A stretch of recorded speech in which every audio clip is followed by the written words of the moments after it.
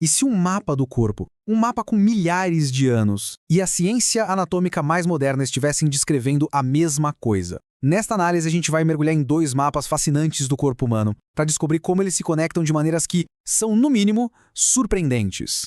Para começar, vamos pensar numa pergunta que parece até um quebra-cabeça.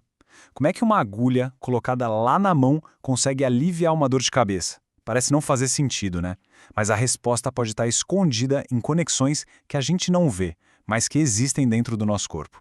Bom, a resposta mais tradicional para essa pergunta vem de um mapa bem antigo do corpo. Um mapa que não se baseia em músculos e ossos, como a gente costuma pensar, mas sim em caminhos de energia. E no coração dessa visão da medicina tradicional chinesa está o conceito de Qi. Se pronuncia Qi. Pense no Qi como a energia fundamental que dá vida a tudo, sabe? É o fluxo que mantém a gente com saúde, vibrante e em equilíbrio. E por onde essa energia viaja? Bom, acreditava-se que era por uma rede gigantesca de canais invisíveis, os chamados meridianos. Eles seriam como uma superestrada de energia interligando cada cantinho do nosso corpo para garantir que o Qi chegue onde precisa. E olha, esse sistema não é nada vago, é bem detalhado. Existem 14 meridianos principais que mapeiam o corpo inteiro. Cada um tem sua própria rota, sua própria função específica, é um mapa bem completo.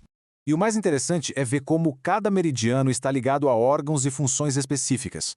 Um desequilíbrio no meridiano da vesícula biliar, por exemplo, pode aparecer como uma enxaqueca na lateral da cabeça, mesmo que o canal percorra todo o lado do corpo. Isso mostra que a conexão é funcional e não apenas uma coisa física e localizada. Certo. Agora vamos guardar esse mapa antigo um pouquinho e pegar um outro. Vamos olhar para a anatomia moderna, mas com foco em uma estrutura que, bom, muitas vezes passa despercebida, mas que está em todo lugar. A gente conhece bem os músculos, os ossos, os órgãos. Quando pensamos em anatomia, são essas as peças que vêm à mente, né? O coração, o fêmur, o cérebro. A gente tende a ver o corpo como uma coleção de partes separadas. Mas o que é que une tudo isso? Qual é o tecido que conecta todos esses sistemas diferentes e garante que o corpo funcione como um todo, e não só como um monte de peças soltas? A resposta é a fáscia. Pense nela como uma teia de aranha que cobre o corpo inteiro. É isso mesmo, uma rede contínua, tridimensional, que vai da cabeça aos pés. Ela envolve tudo, dando forma e estrutura para o nosso corpo. E aqui a coisa fica ainda mais interessante.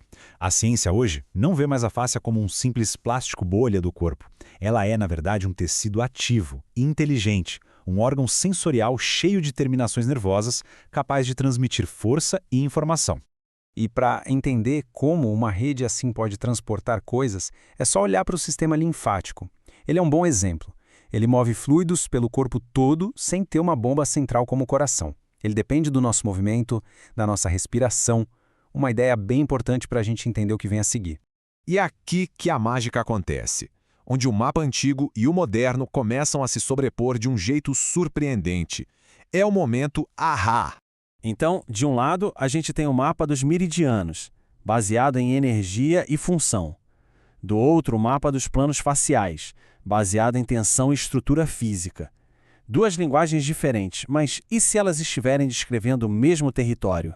E aqui vem o pulo do gato. Estudos anatômicos modernos estão mostrando que os dois mapas se alinham e com uma consistência impressionante. Os caminhos descritos há milhares de anos correspondem aos planos de tecido conjuntivo que a ciência está mapeando hoje em dia. Olha só que incrível essa correspondência. O trajeto do meridiano parece ser o plano facial entre os músculos. Um ponto de acupuntura é uma área cheia de nervos e tecido conjuntivo. E o tal fluxo de Qi pode muito bem ser a transmissão de sinais bioelétricos e mecânicos por essa rede toda. Ok, mas como é que uma teia de tecido pode, na prática, explicar o fluxo de energia ou de informação? Vamos dar uma olhada na ciência por trás disso. A ciência moderna já tem várias pistas. Primeiro, a fáscia tem uma propriedade chamada piezoeletricidade. Isso quer dizer que ela gera uma pequena carga elétrica quando é pressionada, como quando uma agulha de acupuntura é inserida. Além disso, ela transmite sinais super rápido e ajuda a mover fluidos, funcionando como um segundo sistema de comunicação no corpo, junto com o sistema nervoso. Tudo isso nos leva a uma nova forma de enxergar o corpo humano.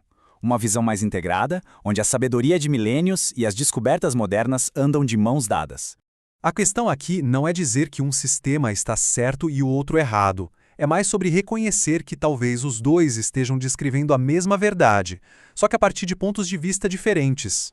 É como se a ciência moderna estivesse nos dando um vocabulário novo, com palavras como bioeletricidade e mecanotransdução para descrever observações muito antigas. Talvez Qi e sinal bioelétrico facial sejam só duas maneiras diferentes de falar da mesma força vital. Então, a reflexão que fica é essa sensação de maravilha, né? E uma pergunta final para a gente pensar. Será que o mapa mais antigo do corpo e as descobertas mais recentes da ciência estão, na verdade, descrevendo o mesmíssimo território? E se por todo esse tempo a gente estivesse olhando para o mesmo mapa, só que com legendas diferentes? Fica aí a reflexão.